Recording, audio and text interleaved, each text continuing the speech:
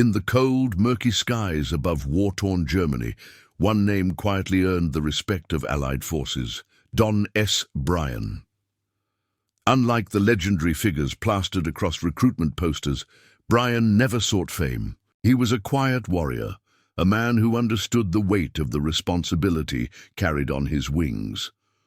Flying the legendary P-51 Mustang with the 352nd Fighter Group, Don became one of the many unseen guardians escorting bomber formations over hostile territory, and one of the few who returned with victories etched into the metal skin of his aircraft. Born into a world sliding toward conflict, Bryan grew up watching the global storm build. When the United States entered World War II, he enlisted with conviction. Training was grueling, but Bryan stood out, precise, cool under pressure, and gifted with sharp aerial instincts. By the time the 352nd was deployed to the European theater, he was already regarded as a dependable and skilled pilot. The 352nd, known as the Blue-Nosed Bastards of Bodny, was renowned for its excellence in bomber escort. These missions were anything but simple. B-17 and B-24 bombers were large, slow-moving targets, perfect prey for enemy fighters like the Bf-109 and the FW-190. Without escort, their chances of making it home were slim. Bryan and his squadron had a single mission: ensure as many bombers as possible crossed the front lines and returned safely. Flying a P-51 Mustang was both a privilege and a burden. The Mustang was fast, agile, and thanks to its auxiliary fuel tanks, capable of escorting bombers deep into the heart of Germany. For Bryan, the Mustang became an extension of his own body. The cockpit was a place where hesitation had no place. In those skies, the mind had to be as sharp as the eyes. Aerial combat was a game of seconds, and hesitation meant death. Time and again, Don S. Bryan proved why he was considered indispensable. During one mission over Berlin, where flak from anti-aircraft guns mingled with swarms of German interceptors, Bryan's group came under attack by a wave of Focke-Wulf 190s. Diving between the bombers and the enemy fighters, he executed a series of precise maneuvers and took down 2 aircraft in just minutes. But to Bryan, victory wasn't something to boast about. It was simply part of his duty, to make sure those bombers and their crews made it home. Throughout his career, Don Bryan recorded 13 confirmed aerial victories. Every battle left marks, not just on the fuselage, but on the soul. He knew that behind every enemy gun sight was another young man, just like him, fighting for his cause. But in the chaos of war, Bryan stayed focused: protect American lives, ensure the mission's success, and bring as many allies home as possible. The missions over Berlin were among the most dangerous. The city was the nerve center of Germany's war effort, fiercely defended and heavily fortified. On one such mission, Bryan was flying escort for a formation of B-17s heading toward Berlin's industrial zones. Before reaching their target, around 20 German fighters appeared on the horizon. The dogfight that followed was chaos. Bryan shot down 2 more fighters, but his Mustang was hit. Even with a damaged aircraft, he stayed with the bombers until the threat was gone, only turning back once he knew the last bomber was safely out of danger. That kind of grit earned Bryan the deep respect of his peers and commanders. It became common practice for younger pilots to be told, "Stick with Don," if things went south. His leadership was quiet yet unwavering. He didn't bark orders or flaunt his victories. He just flew, with skill, with focus, with unwavering discipline. As the months wore on, the 352nd gathered both triumphs and losses. The sky offered no refuge. Even the most seasoned pilots knew how quickly luck could turn. Bryan handled it the only way he knew how: rigorous preparation, unwavering concentration, and the sober awareness that every takeoff could be his last. On the ground, Bryan kept to himself. He didn't talk much about combat. He preferred working with mechanics, studying maps and analyzing enemy flight patterns. He believed survival was rooted in discipline. His Mustang was always meticulously checked. He spoke with ground crews like they were part of his flight team. He understood that even a loose valve or tiny fault could mean the end. As the war neared its climax, Bryan's role, and that of his fellow 352nd pilots, became even more vital. The Allied push into Germany required longer, riskier, and more aggressive missions. The Germans, cornered and desperate, responded with fury. On one mission deep into central Germany, Bryan led a formation of Mustangs that came under attack by a mixed group of Bf-109s and the revolutionary Me-262 jet fighters, the first of their kind. Despite their superior speed, Bryan managed to protect the bombers and keep his unit together. The attack was repelled, and the mission was a success. When the war finally ended, it didn't feel like a victory parade for Bryan. It felt like a quiet exhale, relief. Relief that he had survived. Relief to see his comrades return, but also sorrow for those who didn't. When he hung up his flight helmet and left the skies of Europe behind, he carried not just the scars of war, but the quiet pride of a man who had fulfilled his duty. Don S. Bryan never became a movie star or front-page hero, but in military aviation circles, his name commands respect to this day. He embodied the ideal combat pilot, steady, loyal, technical, and dedicated. His record as a bomber escort pilot, especially during the missions over Berlin, played a key role in weakening the enemy's war machine and pushing the Allies closer to victory. In the vast, dangerous skies over Europe, Don S. Bryan became something of a legend among those who flew beside him. His missions over Germany weren't isolated acts of courage. They were part of a demanding routine that required precision, nerves of steel, and gut-level instinct. Bryan wasn't reckless. He was calculated, almost methodical, and it was precisely that calm precision that made him so deadly and so vital in aerial combat, where one wrong move could cost everything. One of Don S. Bryan's most remembered actions took place in early 1945 during one of the largest mass bombing campaigns against Berlin. Allied command knew that to cripple the enemy regime, it wasn't enough to target weapons factories. Logistical centers and communication hubs had to be destroyed as well. Massive bomber formations soared across the sky, cutting through flak and fierce fighter interceptions. Bryan was leading one of the escort squadrons, flying above, behind, and along the flanks of these bomber groups. At any moment, enemy fighters could burst through the dense clouds or blind spots of the sun, striking fast and without warning. That day, onboard radar picked up hostile movement before the pilots could even see anything. A group of Bf-109s was approaching from the south. Bryan quickly maneuvered his flight, forming a living shield between the bombers and the incoming threat. The sky became a chaotic maze of smoke trails, tracers, and violent, evasive maneuvers. Bryan shot down an enemy early in the engagement, but didn't slow to celebrate. Instead, he lined up behind another fighter, matching its moves with laser focus, waiting for the perfect shot. The battle lasted around 15 minutes, long enough to decide the fate of dozens of aircraft. The Mustangs repelled the attack, and only one bomber was hit.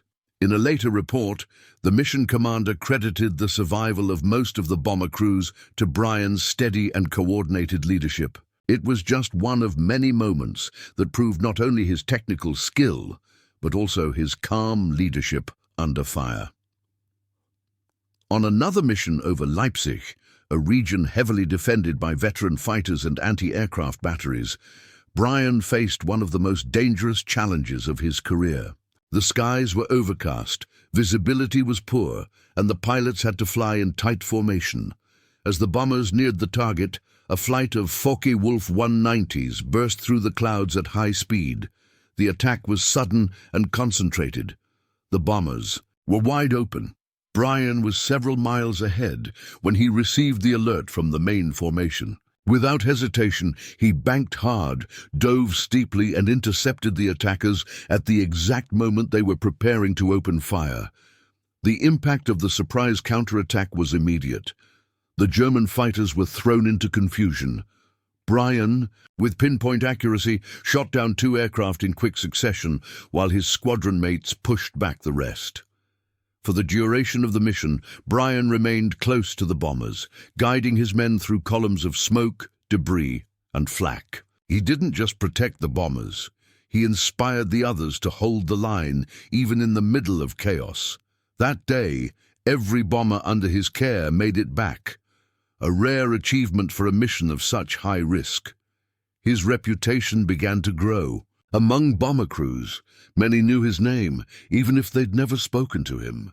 Stories circulated in the barracks about how Bryan always showed up just in time, how his right wing was the safest place in the sky, and how he seemed to have a sixth sense for detecting ambushes.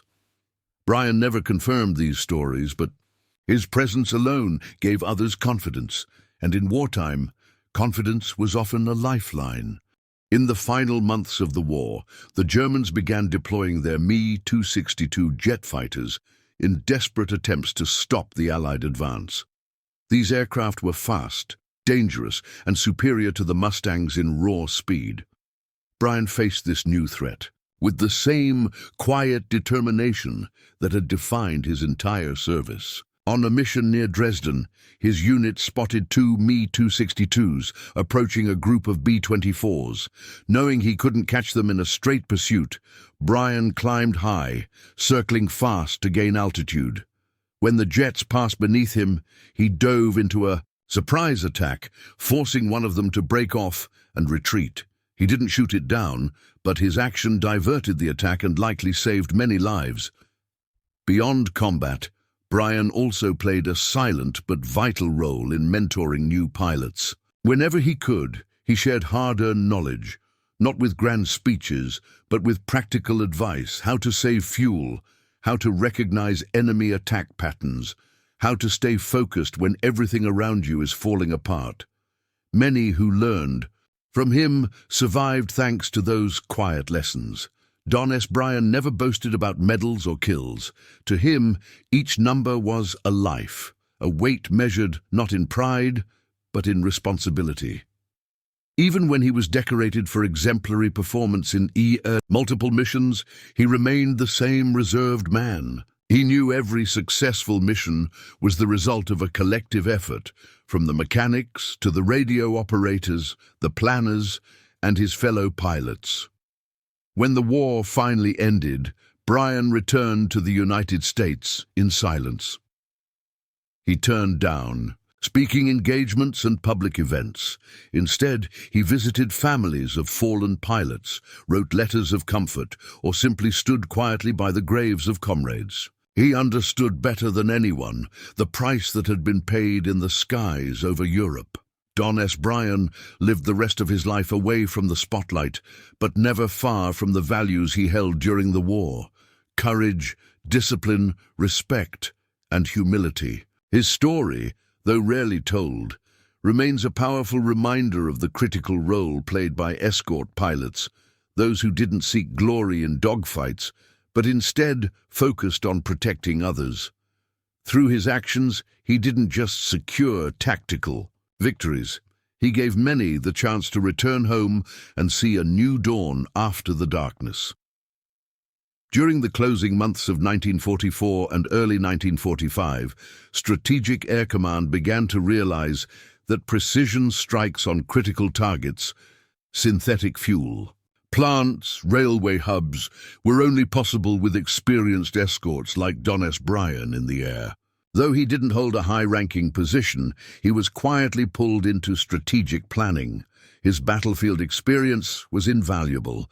Commanders knew he understood enemy behavior better than most. They consulted him on route adjustments, altitude changes, and enemy tactics. On one occasion, Bryan suggested a change to escort formations after observing that German fighters were increasingly attacking from high altitudes, diving nearly vertically onto the bombers. The adjustment was implemented, splitting the Mustangs into 3 altitude tiers, and it allowed earlier interception of attackers. Though he never received official credit, many officers knew the idea came from Bryan, even his aircraft, and told a story. Don nicknamed his P-51 Mustang with a simple hand-painted name, Little One I-4. Unlike other pilots who decorated their planes with flashy nose art or tallies of kills, Bryan kept his fuselage clean. The meaning behind the name was a mystery. Some said it was a tribute to his wife. Others believed it was tied to a childhood memory. Whatever its origin, the Little One of 4 became one of the most recognizable aircraft in the unit, always returning damaged, but never shot down. In one of his lesser-known missions, in the final days of the war, Don S. Bryan took part in the escort of a major American strike on Regensburg, targeting the last German jet production facilities. It was a high-risk mission, as the area was defended by elite pilots and advanced fighters. Bryan, spotting suspicious movement in the skies, led a detachment to intercept a formation of Me-262s. Though he knew they couldn't catch them head-on, he used a bold tactic, flying low ahead of the bombers to force the enemy fighters off their intended path. It was just enough to disrupt the attack and allow the bombers to complete their mission. Another often overlooked aspect of Don S. Bryan was his awareness of the psychological toll of war. He could sense when his fellow pilots were tense, exhausted, or afraid. It wasn't uncommon to find him talking to younger airmen before a mission, offering small pieces of advice or simply telling light-hearted stories to ease the tension. On one occasion during a weather delay, he reportedly organized an impromptu game of baseball using plane parts and flight helmets, all to help distract rookies from a particularly dangerous mission scheduled for the next day. Bryan also kept a personal notebook where he recorded technical details from his missions, flight patterns, engine performance at different altitudes, how the aircraft responded under flak. That notebook was later studied by flight instructors and contributed to more accurate training manuals after the war. The almost scientific care he took with flying revealed that his skill wasn't just natural, it came from constant learning and discipline. When the war ended, Bryan didn't disappear from aviation. Although he didn't pursue a full-time military career, he remained active in civil aviation programs and was involved in historic preservation efforts. During a trip to England in the 1980s, he reunited with a B-17 crew he had escorted in 1944. They recognized him, not by his face, now marked by age, but by the name painted on the tail of the Mustang that had guarded them through the grey skies of Germany. Don S. Bryan passed away in 2012 at the age of 90, peacefully and surrounded by family. For years, his story remained, known mostly within circles of veterans, until aviation historians and enthusiasts began to rediscover the quiet work of those who ensured the bombers made it home. He recorded over 13 confirmed aerial victories, but perhaps his greatest achievement was protecting dozens of bomber crews who returned alive thanks to his relentless vigilance. In the 1950s, Bryan received invitations to reunions of the 352nd Fighter Group. At first, he was hesitant. He wasn't one for speeches or celebrations, but everything changed when he received a handwritten letter from a former B-17 gunner he had escorted in 1945. It was simple. "Thank you for giving me the chance to come home and meet my grandson." That letter made Bryan realize that his presence at those gatherings wasn't about being honored. It was about honoring the bond shared by those who flew through the storm together. Gradually, he began attending the reunions. Often seen listening quietly to others' stories, he would smile humbly when someone mentioned his name. Sometimes he brought along old photographs, mission maps, or the worn notebook he had carried since the war. When asked about his kills, he would deflect the question. He preferred to talk about the missions where all the bombers made it back. To him, that was what truly mattered. In civilian life, Bryan continued to support aviation. He worked on flight safety projects and collaborated with museums and institutions dedicated to preserving the memory of World War II aviation. He never sought attention, but his reputation preceded him. Young pilots came to him for advice, and he always received them with the same calm and honesty he'd shown in combat. He believed flying was both a science and an art, that to fly well, one needed study, instinct, and respect for the machine. He lived a long, quiet life. He married his childhood sweetheart, the woman who inspired the name Little 14 painted modestly on the side of his Mustang. They had children and grandchildren. Though he rarely spoke of the war, his family could tell in the way he looked at the sky or the way he reacted to the sound of an old engine, that a part of his heart still flew above the clouds of Europe. In 2012, Don S. Bryan passed away quietly at 90, leaving behind a legacy that was silent but deep. He was never the subject of parades or headlines, but in the hearts of those who once shared the skies with him, his memory lives on. Shortly after his death, a small aviation museum in rural America, run by veterans and enthusiasts, opened an exhibit in his honor. At the center stood a replica of his P-51 Mustang, painted just like the original. No flashy art, only the humble inscription Little 14 along the fuselage. Beside it hung a framed letter, the same one sent by that gunner so many years before. The story of Don S. Bryan is the story of an ordinary man who did extraordinary things in silence. A man who, by flying in defense of others, proved that true greatness isn't measured by glory or statistics, but by every life protected, every mission completed, and every safe return.